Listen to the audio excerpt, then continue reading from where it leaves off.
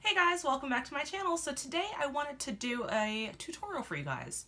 I haven't done one of those in a really long time, and since the Kathleen Lights and Morphe palette came back in stock, I wanted to go ahead and do a look for you guys on that palette. So if you want to see how I got the look that I'm wearing right now, then go ahead and keep on watching.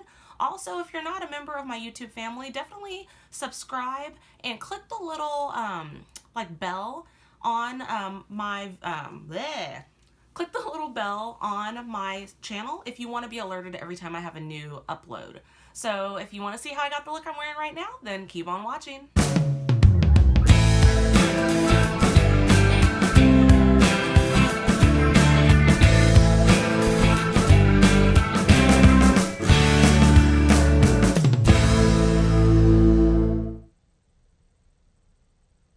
Guys, so I'm going to be using the Kathleen Lights and Morphe palette since it's back in stock, and we're going to go ahead and go in first with this shade right here, and with a Luxie 205 tapered blending brush I'm going to just start putting that here in the outer portion up into the crease, kind of like right here on the outer V, and then into the crease a little bit.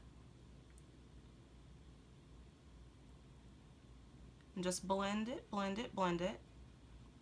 And then just go ahead and replicate that on your other eye.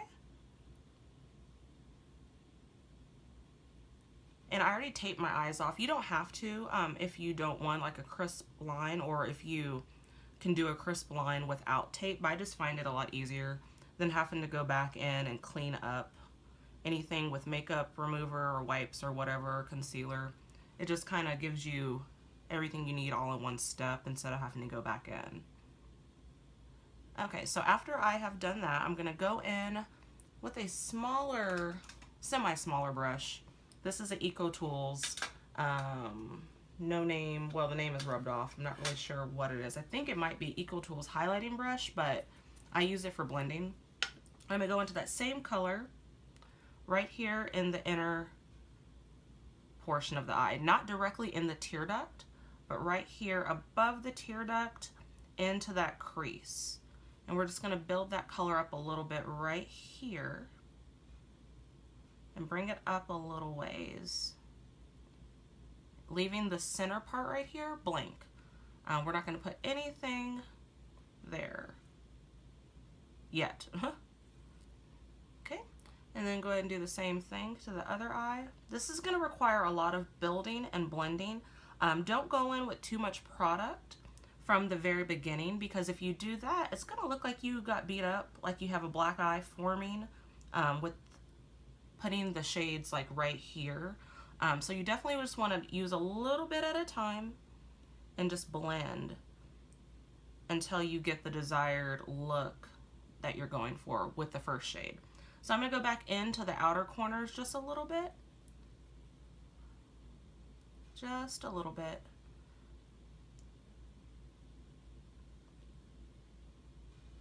And still trying to make sure I keep that center part on both eyes clean for now. Okay, so next what I'm going to do is go into this little bit deeper shade, kind of a reddish, warmer brown, and using the same little brush, just go into kind of a little bit below as much as you can, depending on how big your eyelid space is. I don't have a whole lot of eyelid space. As you see, my fold is right here, so I kind of have to create the look that I have a larger lid space. But if you're blessed to have a very large lid space, then I'm jealous. So just kind of going in, replicating what we did with that lighter brown, just a little bit lower down on the eye in the crease, to create a little bit more depth in the look.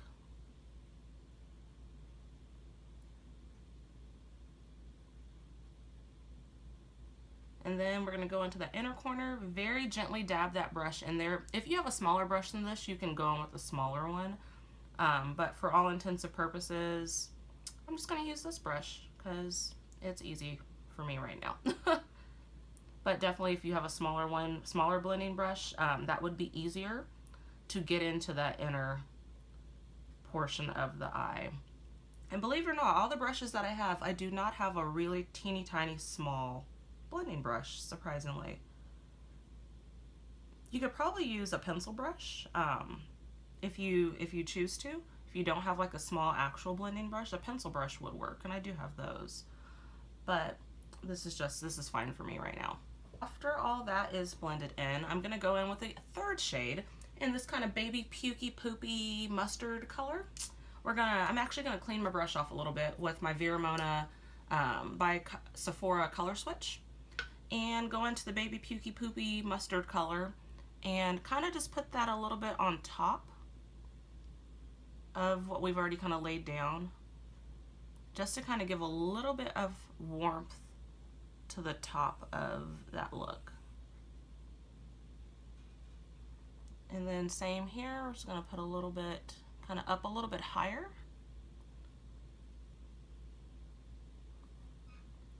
And just dabbing that brush in to the eyeshadow. Just dabbing, dabbing, dabbing. Not going in with too much right off the bat, because you can always add more. Kind of like with doing a regular, like black, traditional smoky eye. Never, ever, ever, ever, ever go in with all the black at one time. I used to do that all the time and would wonder why my smoky eyes looked a hot mess. Well, that was why, because I didn't really understand blending. I just thought you lay the shadow down, rub it on, and why wasn't mine looking like everyone else's? That would be why. Okay, so we got those colors laid down. Next, what I'm going to do is go in with a clean blending brush, and I'm just going to blend over everything to soften. And this is a Sonia Kashuk like kit brush. There's no name on it. It's just like a dense blendy brush. And just kind of blend over all those edges so everything kind of meshes together. But we don't want all the colors to completely blend together so they look like one color. I still want there to be a gradient effect going. So what we're going to do next is we're going to go into a lid color. And for the lid color, I'm actually going to do... What color should we do, guys? Should we do something nudie or bold? I don't know. Well, I'm actually going to do something a little bit different, guys. I was going to go in with the green and do... You know what? Screw it. I'm going in with the green. So we're going to go in with the green color. I was going to do something like warmish red, but we're going in with green. And we're going to just pack that all into that blank space on the lid. And the fun part of this look is we're going to blend that upwards a little bit into the blank space on the crease.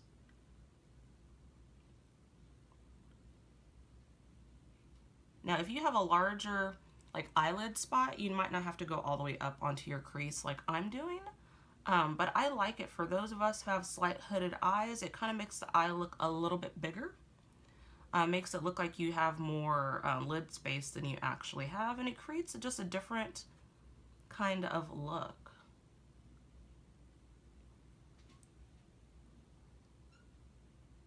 Alright guys, I'm going to have to get close to the mirror, so I will be right back. Alright guys, so after that, again, we're going to go back in with the blending brush to blend those edges a little bit. With no additional product, just blending the edges out so it doesn't look like a disconnect. It kind of looks like that green is like fading into the brown. Alrighty, so let me go ahead and do my face and liner, and I'll be right back.